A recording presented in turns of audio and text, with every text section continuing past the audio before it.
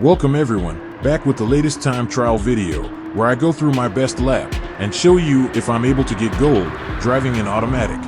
And hopefully show other drivers who attempt this in automatic, that if I was able to be fast enough, then it can be done. Sometimes, I'm not fast enough, or the elite drivers make the gold target out of reach, and I'll have to switch to manual. I'll showcase those laps in these videos as well. I do all my driving on controller, and in time trials, I drive with assists on, which are countersteering, ASM, ABS, and traction if needed. I'm also using the braking area, apex markers, and chasing one of the leader's ghost. The second part of this video will be the chase cam view, so you can see the full position of the car through turns as I'm driving. With all that being said, let's jump right into the lap and show you how I did. This week's time trial is at the Nurburgring Sprint in the newly added Nissan GT-R. I have my traction set to 1 in the GT-R, and be mindful that the brakes are not good in this car.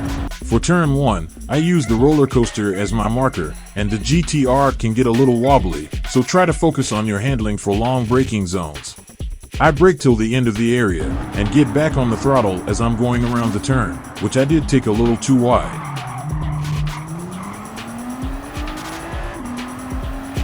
Here I use the first red bar, and just brake quickly to get the car rotated, and get back on the throttle as I pass the apex.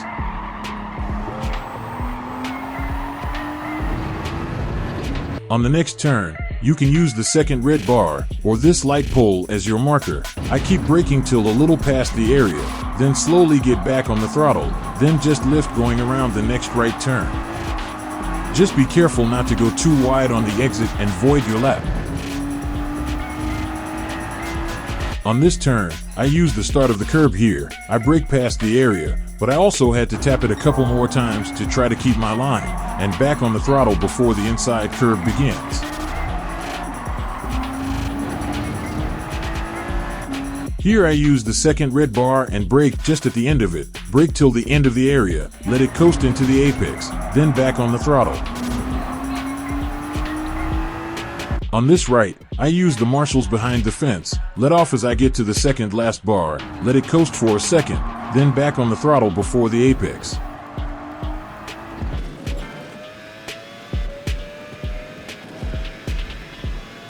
Here I use this runoff section and start braking just before it. Around this point, let off at the end of the area, the back on the throttle as I go over the curb, and if you get the angle right, you won't need to lift on the exit.